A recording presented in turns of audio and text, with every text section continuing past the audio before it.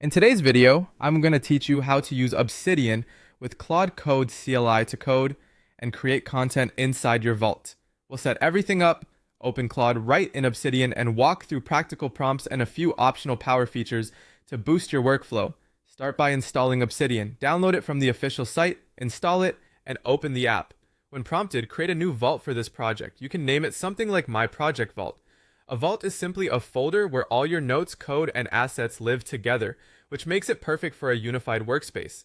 Next, make sure the Claude Code command line tool is installed on your system. Open your regular terminal and run Claude version. If you don't see a version number, install it by running the official script curl fssol https:/claude.com/install.sh bash. After installation, verify again with Claude/version so you know it's ready. Back in Obsidian, we'll enable a terminal so we can run Claude without leaving your notes. Go to Settings, open Community Plugins, and browse the catalog.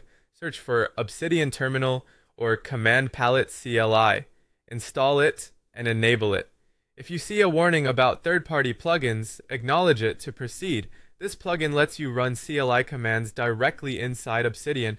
Open the terminal within Obsidian and start Claude by typing Claude. You'll enter an interactive Claude Code session that's rooted in your current vault, so Claude can read and write files right where you work. Now you can start coding or generating content. For code generation, create a Python script that reads a CSV, filters rows where age is greater than 30, and outputs a new CSV. For notes and documentation, generate a summary of these notes and create an outline with headings and subheadings. For multi-step coding, you can guide it. First, scaffold a Next.js app structure in the vault, then create React components for the home page and dashboard. And finally, link API routes in a Node.js backend. Claude can read files in your vault, edit them, and save changes directly. If your vault is large, consider optional context with MCP. Run Claude MCP init. Context 7, then Claude MCP load My Project Vault.